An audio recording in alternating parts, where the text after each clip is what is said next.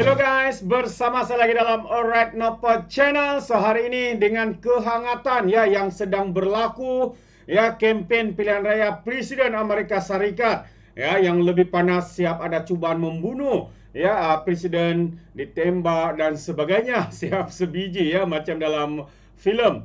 Tapi persoalannya sahabat semua, apa persoalannya yang lebih penting adalah jika berlaku perubahan pucuk pimpinan Amerika Syarikat, siapakah yang lebih baik untuk negara kita, untuk Malaysia? Tidak bermakna kita menyokong ya, tetapi adakah antara kedua-dua ini akan memberi kesan yang besar ya kepada ekonomi negara kita. Jadi ini akan menarik ya untuk saya bawakan Anda pencerahan ya daripada Tengku Zafrul berkaitan dengan perkara ini.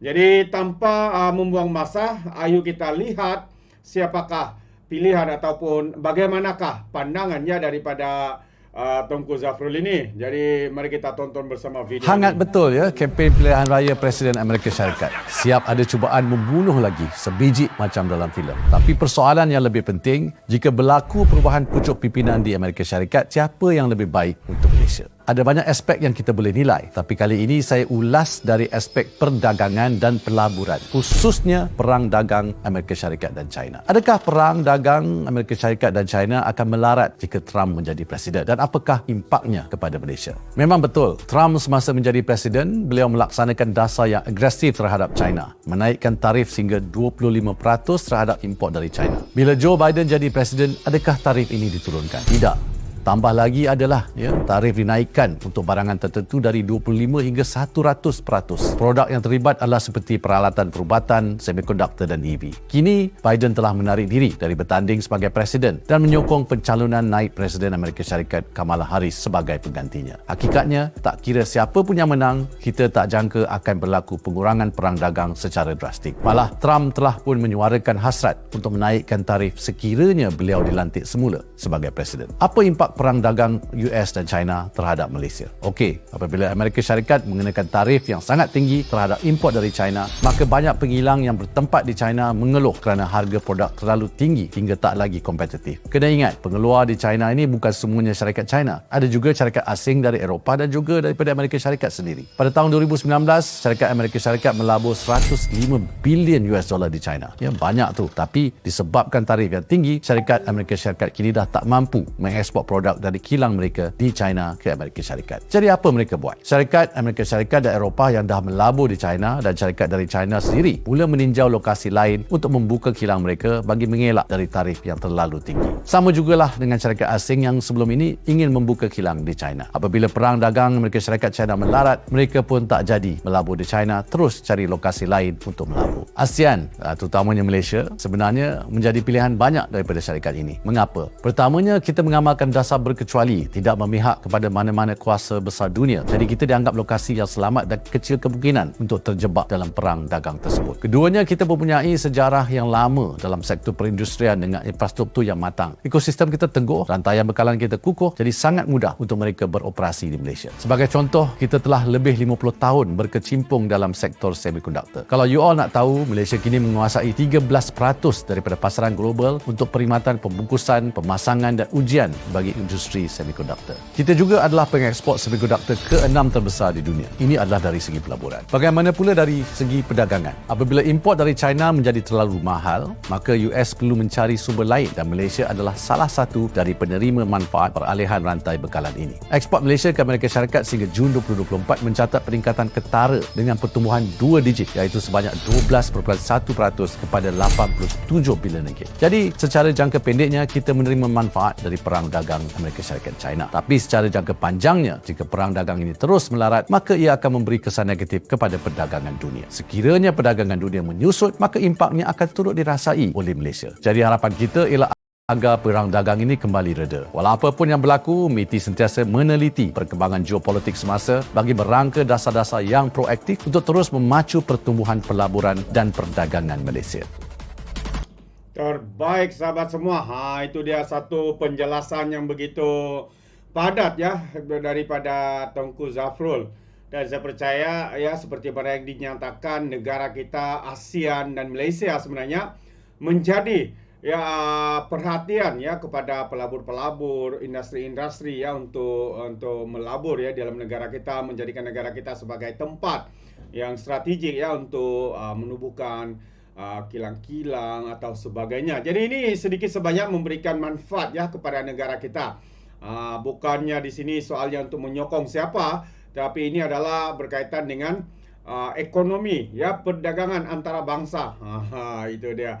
Jadi sekiranya anda mau berikan sebarang komen, pandangan, mungkin walau tutu tidak fahamlah, asik dengan perkaumannya, asik dengan agama yang ditunggangnya dan sebagainya.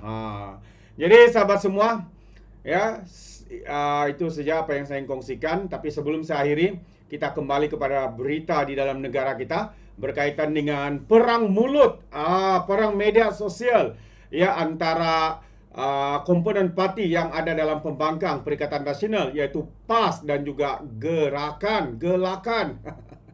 Jadi apa sebenarnya? Ya, apabila Ketua Penerangan PAS menyatakan bahwa mungkin mereka akan buang Gelakan ini dan mungkin juga tidak akan bekerjasama dalam PR yang akan datang. Ini satu lagi jawaban terkini ya daripada pemimpin pemimpin parti Gerakan. Katanya PAS bukan taiko, Gerakan tak teragak-agak keluar daripada Perikatan Nasional. Wow, panas, semakin panas. Apa yang berlaku? Mari kita lihat kenyataan media ini.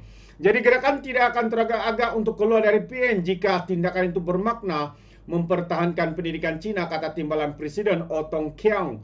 Jadi dia berkata Gerakan juga tidak akan kekal dalam gabungan itu jika terpaksa tunduk ya terhadap tuntutan konservatif dan tidak munasabah yang melampau daripada parti PAS, katanya. Menjawab amaran Ketua Penerangan PAS Ahmad Fadli Sari bahwa PN mungkin menggugurkan Gerakan pada pilihan raya umum yang akan datang.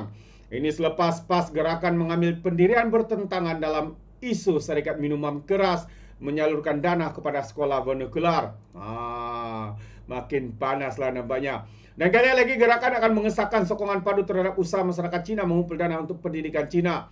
Walaupun ugutan tidak munasabah daripada sekutu PN PAS bahwa tidak akan ada lagi kerjasama dalam pilihan raya yang akan datang, ya kami bersedia untuk menghadapinya, kata pada satu kenyataan hari ini.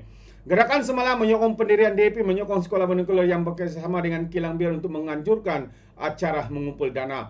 Gerakan berpendapat kutipan derma sebegini perlu dilakukan karena sekolah Cina tidak diberikan dana yang mencukupi oleh kerajaan persekutuan untuk meneruskan operasi mereka, katanya.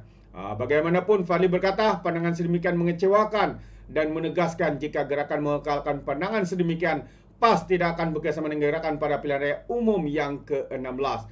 Jadi membalas amaran PAS itu, menjelaskan Gerakan sebelum ini meninggalkan BN pada 2018 untuk menentang rakan Pakatan yang korup. Begitu juga katanya jika rakan Pakatan dalam PN terus mempamerkan ekstremisme agama dan mencabul hak orang bukan Islam, Gerakan tidak akan teragak-agak untuk meninggalkan gabungan politik itu sekali lagi, katanya. Walaupun PAS mempunyai kursi parlimen dan DUN terbaik dan merupakan parti terbesar dalam PN, PAS mesti menghormati parti-parti lain dalam gabungan itu. Katanya lagi mereka tidak sepatutnya bertindak seperti taiko, abang besar, dan menuntut pematuhan daripada semua pihak lain. Mereka mesti belajar untuk meyakinkan orang lain melalui pertimbangan hujah, kata juga menegaskan Gerakan menjunjung prinsip memperjuangkan politik bukan perkauman dan mempertahankan hak semua kumpulan etnik seperti yang dijamin oleh perlembagaan persekutuan. Katanya, tidak ada salahnya kaum Cina dan India Malaysia mempertahankan dan mengekalkan pendidikan bahasa ibunda. Ia bukan saja tidak dihalang, tetapi juga digalakkan dan disokong, katanya. Itu antara kenyataannya daripada Timbalan Presiden Parti Gerakan. Yang mana katanya, mereka tidak akan teragak-agak untuk keluar jika itu yang dikehendaki ya oleh parti PAS yang begitu sembrono ya dalam membuat kenyataan. Jadi susahlah sahabat semua. Parti Gerakan ini semakin terhimpit nampaknya.